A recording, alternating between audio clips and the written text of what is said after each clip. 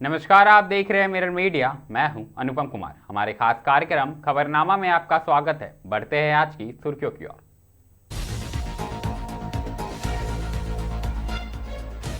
Chatra air ambulance crash में खुलासा, पति को बचाने के लिए पत्नी ने गिरवी रखे थे गहने और जमीन।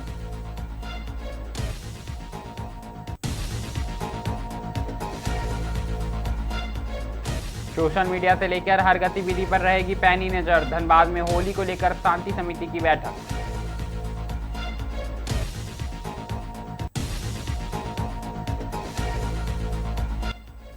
मां के खून से सना लालच, पूर्व वर्धमान में सोने के गहने के लिए बेटे बहू ने रची हत्या की साजिश।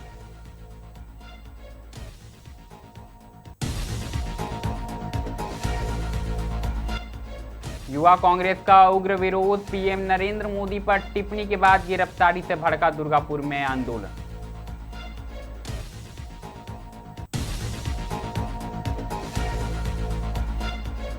बाइक सवार बदमाशों ने ऑटो चालक को मारी गोली, एसएनएमएमसीएच में इलाज जारी।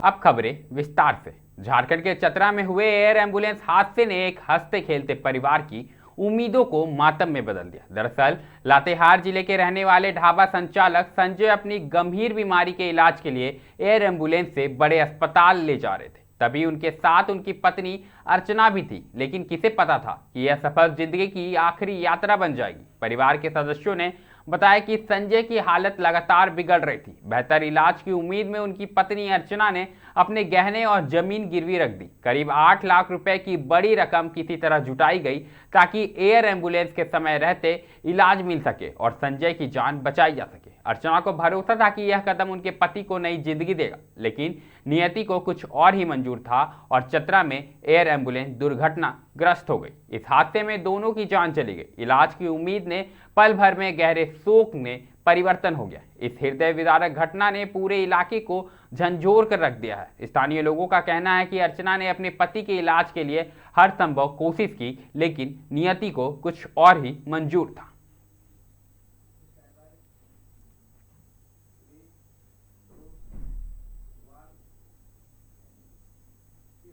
बात धनबाद की करेंगे, जहां होली पर्व को लेकर जिले भर में उत्साह का माहौल है। दरअसल रंगों के इस त्योहार को शांतिपूर्वक और सौहार्दपूर्ण ढंग से मनाने के लिए जिला प्रशासन ने कमर कस ली है। इसी क्रम में टाउन हॉल में उपायुक्त आदित्य रंजन की अध्यक्षता में शांति समिति की महत्वपूर्ण बैठक आयोजित की गई। बैठक में एसएसपी प्रभात कुमार सहित जिले के तमाम वरीय पदाधिकारी और शांति समिति के सदस्य मौजूद रहे। बैठक के दौरान होली में आयोजन, जुलूस, संवेदनशील इलाकों और विधि व्यवस्था से जुड़े सभी पहलुओं पर विस्तार से चर्चा की गई। उपायुक्त ने स्पष्ट कहा कि पर्व के दौरान किसी भी प्रकार की हुड़दंग, अफवाह या अशांति फैलाने की कोशिश बर्दाश्त नहीं की जाएगी। ऐसे तत्वों के खिलाफ सख्त कानूनी कार्रवाई की जाएगी। वहीं एसएसपी ने बताया कि पूरे जिले में पुलिस बल की तैनाती बढ़ाई जाएगी और संवेदनशील स्थानों पर विशेष निगरानी रखी जाएगी। जिला कंट्रोल रूम 24 घंटे एक्टिव मोड पर रहेगा ताकि किसी भी आपात स्थिति से तुरंत निपटा जा सके।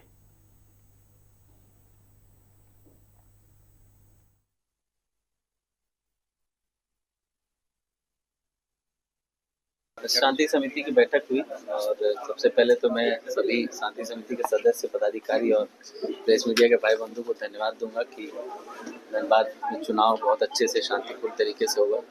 उसी की चर्चा को आगे बढ़ाते हुए हम लोग को हमने संदेश यही दिया है कि होली भी हम लोग के यहाँ शांतिपूर्ण तरीके से हो और उसके लिए हम लोगों ने सभी ऑफिसर्स को निर्देश दिया कि अपने अपने क्षेत्र में सतर्क रहेंगे, जरूरत पड़े तो 107 की कार्रवाई करेंगे। एक्साइज को अलग से निर्देश दिया गया है कि ऐसा कोई इलीगल इलिसिट लीकर का अगर कहीं पर डिस्पैच, सेल, स्टोरेज है तो उस पर कार्रवाई करेंगे और सभी क्षेत्रों में लोग किसी भी तरह का कोई विजय जुलूस या अदरवाइज कोई जुलूस निकालेंगे वो बिना परमिशन के नहीं निकालेंगे, क्योंकि चुनाव का रिजल्ट और होली भी साथ साथ होने का हम लोगों का अंदेशा है। मेरी आम लोगों से बहुत अपील होगी कि शांतिपूर्ण तरीके से पर्व त्यौहार मनाएं और अंत में आप सभी को होली और रमजान की बहुत बहुत पानी और सफाई को देखिए, हर एक शांति समिति के बैठक में आता है और ये हम भी समझते हैं कि पर्व त्यौहार के टाइम में बिजली, पानी, स्ट्रीट लाइट्स ये सब सुदृढ़ दुरुस्त रहना बहुत आवश्यक है, क्योंकि लोगों के घर में गेस्ट आते हैं, दूसरे जगहों से लोग अपने अपने घर में आते हैं जो बाहर काम करते हैं, तो उनको एक अच्छी सुविधा धनबाद जिला प्रशासन, धनबाद नगर निगम, धनबाद पुलिस प्रशासन देना चाहता है, तो उसके लिए जो भी ऐसी कोई कमी होगी हम लोग उसको पूरा करेंगे। सब मजिस्ट्रेट की नियुक्ति वगैरह वो अभी ऑर्डर जैसे ही ज्वाइंट ऑर्डर इशू होगा उसमें सभी जगह मजिस्ट्रेट पुलिस फोर्स की नियुक्ति होगी। संख्या बल एसएसपी साहब बताएंगे, बाकी अन्य सभी तरह से हम लोग तैयार हैं। कंट्रोल रूम 24/7 फंक्शनल रहेगा एज यूजुअल, और कंट्रोल रूम में जैसे कि इलेक्शन में हम लोग को लगभग 110 के आसपास कंप्लेंट आए थे, उसमें से 108 हम लोग on the day same day resolve किए। तो कंट्रोल रूम में जो भी ऐसी शिकायत आएगी, आम आदमी की हो, पदाधिकारी की हो, कर्मी की हो, प्रेस मीडिया के भाई बंधु की हो, तो हम लोग उसको on the spot same day resolve करने का प्रयास करेंगे। ठीक। कल ही गिरफ्तार करके जेल भेजा गया है, आप लोग जानते ही हैं, मीडिया में भी प्रकाशित हुई है। पहले भी पुलिस के द्वारा लगातार अपील जारी किया गया है, पीआरडी के माध्यम से भी अपील जारी किया गया है। मैं पुनः आप सभी को बोलता हूं कि बच्चा चोरी जैसी अभी तक हमारे जिला में कोई भी कॉन्क्रीट ऐसा सूचना नहीं है। अफवाह के बाजार में ये लोग कानून को अपने हाथ में ले रहे हैं। मैं आपके माध्यम से फिर से सबसे अपील करना चाहता हूं कि कोई भी ऐसा संदेहास्पद व्यक्ति अगर दिखे तो उसको अपने कार्रवाई कर देना या कानून को अपने हाथ में ले लेना कहीं से सही नहीं है। आप नज़दीकी थाना को सूचना दें, हम लोगों को जो जांच पड़ताल के बाद कार्रवाई करना होगा वो कार्रवाई करेंगे। अगर किसी को कोई गांव वाले या कोई भी भीड़ पकड़ के उसका पिटाई करता है या कुछ भी करता है, हम लोग उन पर एफआईआर कर। अगली खबर पश्चिम बंगाल से आई है, जहां रिश्तों को शर्मसार कर देने वाला एक सनसनीखेज घटना पूर्व बर्धमान जिले के पूर्व स्थली नंबर 1 ब्लॉक अंतर्गत नादान घाट थाना क्षेत्र के जलुआई डांगा इलाके से सामने आया। दरअसल सोने के गहने के लालच में एक बुजुर्ग मां की कथित रूप से हत्या करने के आरोप में पुलिस ने उसके छोटे बेटे और बहू को गिरफ्तार किया है। जानकारी के अनुसार 27 जनवरी को लक्ष्मी घोष नामक वृद्ध महिला अचानक लापता हो गई थी। एक दिन बाद उनका शव नशरतपुर पंचायत के जलुई डांगा क्षेत्र से बरामद किया गया। शव पर कई जगह चोट के निशान पाए गए थे। सबसे चौंकाने वाली बात यह रही कि महिला के शरीर पर गहने जो थे वो गायब थे। ऐसे में शुरुआती जांच में परिजनों ने अज्ञात लोगों पर गहने के लालच में हत्या का आरोप लगाया था। इसके बाद नादान घाट थाने की पुलिस ने मामले की गहन छानबीन शुरू की। जांच के दौरान परिवार के सदस्यों के बयान में कई तरह के अलग अलग बातें सामने आई थी, जिसके बाद पुलिस का संदेह गहराता गया। लंबी पूछताछ और तकनीकी जांच के बाद पुलिस ने मृतका के छोटे बेटे सुकांत घोष और उसकी पत्नी चंदना घोष को गिरफ्तार कर लिया। पूछताछ के दौरान दोनों ने सोने के लालच में हत्या करने की बात स्वीकार कर ली। फिलहाल पुलिस पूरे घटनाक्रम की कड़ियां जोड़ने में जुटी हुई है और एक के बाद एक कार्रवाई जारी है।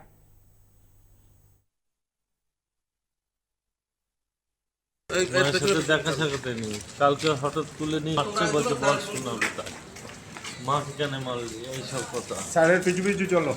সোনাটা কোথায় রেখেছিলেন? আমি এই সম্বন্ধেই জানি না। আমি এফআইআর করে আসলাম। পরের দিন সকালবেলায় আমি ঘুম থেকে উঠে দোকান খুলতে যাব, তখন একজনা বলছে দেখ তো তোর মা ওইখানে। আমি কি করছি করে আসছি। আমি মা নিজে। তাহলে আপনাকে ধরলো কেন? এত লোক থাকতে আপনাকে ধরলো? সেইটাই তো বলছি। ওই যে এর আগের দিন আমি বলেছিলাম কানটা এরকম পুঁচে কাটা দিয়ে, আমি একটা কথা বলছি যে কানটা জ্যান্ত অবস্থায় তো কাটিনি, কাটলে এই সোয়েটার তারপর শাল এগুলো সব মাখামাখি হতো, এই কথাটা আমি বলেছি। সেদিনকে কালকে আমি বলছি হ্যাঁ এখনো বলছি মারা।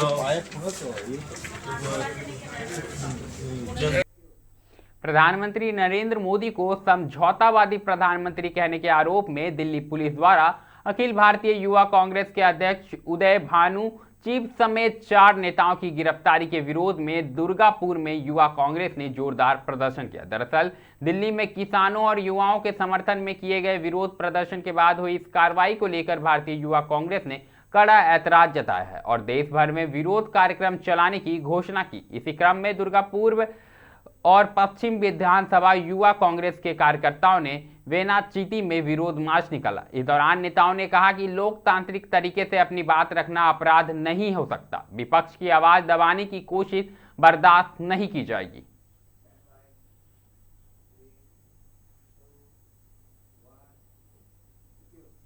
अगली खबर गिरिडीह से है, जहां गिरिडीह में अपराधियों के हौसले एक बार फिर बुलंद होते नजर आए। दरअसल मंगलवार देर शाम गिरिडीह की बिरनी थाना क्षेत्र में अज्ञात बदमाशों ने एक ऑटो चालक को गोली मार दी। घायल युवक की हालत गंभीर बनी हुई है। जानकारी के अनुसार नंद किशोर सीमेंट दुकान में काम करने के बाद सामान अनलोड कर घर लौट रहा था। इसी दौरान बाइक पर सवार अज्ञात अपराधियों ने पीछे से उस पर फायरिंग कर दी। गोली युवक के कमर में लगी, जिससे वह मौके पर ही गिर पड़ा। घटना के बाद स्थानीय लोगों ने घायल को तत्काल नजदीकी अस्पताल पहुंचाया। प्राथमिक उपचार के बाद चिकित्सकों ने उसकी गंभीर स्थिति को देखते हुए देर रात उसे SNMMCH रेफर कर दिया है। अस्पताल में डॉक्टरों की निगरानी में उसका इलाज जारी है और उसकी हालत नाजुक बताई जा रही है। इधर सूचना मिलते ही गिरिडीह पुलिस ने मामले की जांच भी शुरू कर दी है और आरोपियों की तलाश की जा रही है।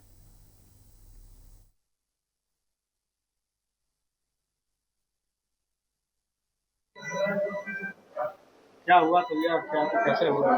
हम शाम को काम करके लौट रहे थे।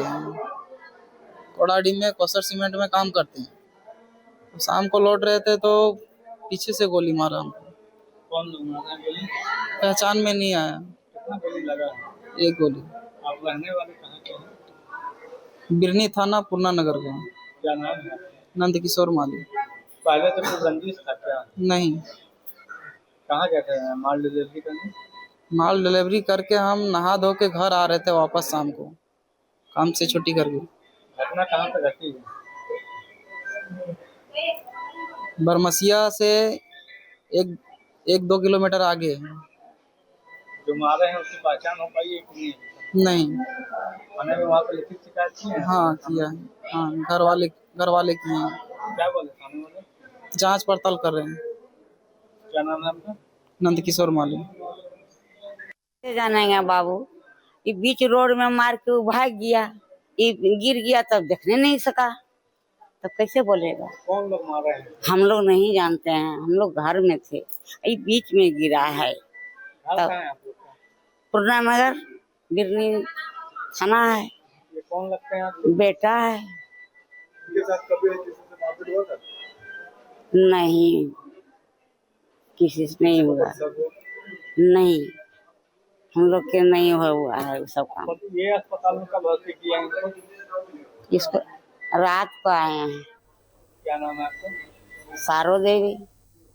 धन्यवाद के बाद एक बार फिर रुख पश्चिम बंगाल का करेंगे, जहां एक और लोग बूंद बूंद पानी के लिए तरस रहे हैं तो दूसरी ओर पाइपलाइन लीकेज से हजारों लीटर पानी सड़कों पर बह रहा। दरअसल इस विडंबना ने स्थानीय लोगों में गहरा आक्रोश पैदा कर दिया। खनन क्षेत्र में होने के कारण अंडाल पहले से ही जल संकट से जूझ रहा है, जिसमें काजरा इलाका सबसे अधिक प्रभावित बताया जा रहा है। कजोरा क्षेत्र में जल संकट के बीच पाइपलाइन लीकेज से पानी की बर्बादी हो रही है। मदनपुर पंचायत के चकरबाबाटी स्थित ECL की परित्यक्त खदान में PH विभाग द्वारा पानी की आपूर्ति की जा रही है। स्थानीय लोगों का आरोप है कि पिछले 1 से 1.5 महीने से पाइपलाइन में जगह जगह रिसाव की स्थिति बनी हुई है, लेकिन अब तक मरम्मत नहीं हुआ। तृणमूल नेता पार्थ देवाशीष गया ने लीकेज की बात स्वीकार करते हुए समस्या के समाधान के लिए BDO को आवेदन देकर इसमें सुधार की मांग की है।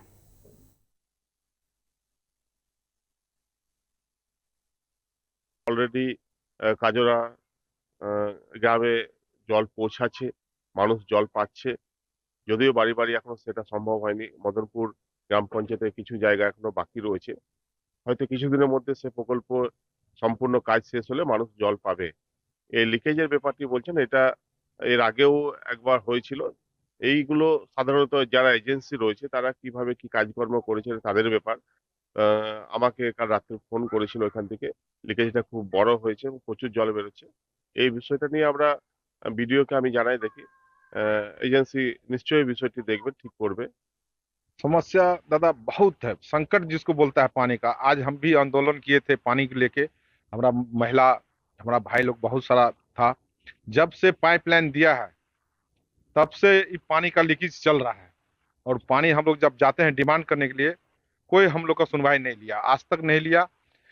आज हमारा जिला परिषद जी बोले कि 10 दिन के अंदर में पानी का व्यवस्था करेंगे, और देखिए कितना दिन तक चल रहा है। आपका सामने देख रहे हैं जो पानी जो लीकेज हो रहा है, ये पानी जो लग रहा है समुद्र बह रहा है, समुद्र। कोई बात एक बार फिर पूर्व वर्धमान की, जहां शहर के व्यस्तम कारोबारी इलाके में एक बार फिर चोरी की वारदात ने व्यापारियों की नींद उड़ा दी है। दरअसल इस बार चोरों ने नोटुनगन दाल पट्टी और गुड़ पट्टी जैसे भीड़ भाड़ वाले कमर्शियल क्षेत्र को निशाना बनाया और दिन दहाड़े दुकान से नकदी पार कर फरार हो गए। पूरी घटना दुकान में लगे सीसीटीवी कैमरे में कैद हो गई है। घटना के बाद बाजार के व्यापारियों में रोष और भय का माहौल है। व्यापारियों का कहना है कि इलाके में 20 से 25 सीसीटीवी कैमरे लगे होने के बावजूद इस तरह की दुस्साहसी चोरी होना सुरक्षा व्यवस्था पर सवाल खड़े कर रहे हैं। कुछ दिन पहले ही ऑफिसर कॉलोनी क्षेत्र में लाखों रुपए के सोने और नकदी की चोरी की घटना सामने आई थी, जिससे पहले ही लोग सहमे हुए थे। सूचना मिलते ही वर्धमान थाने की पुलिस मौके पर पहुंची और सीसीटीवी फुटेज अपने कब्जे में लेकर जांच की प्रक्रिया शुरू कर दी है।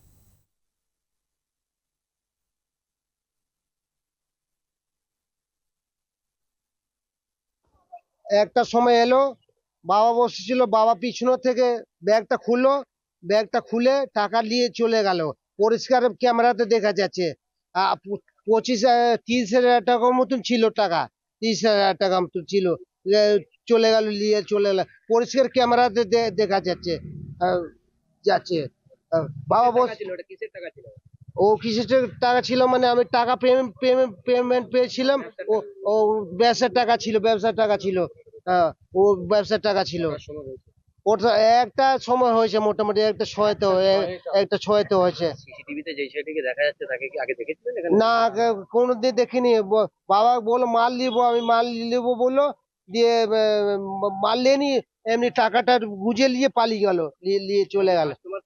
হ্যাঁ, কাস্টমার সেজে এসেছিল, কাস্টমার সেজে কি আমি মাল নিবো, কিন্তু মাল लेनी ও টাকা নিয়ে।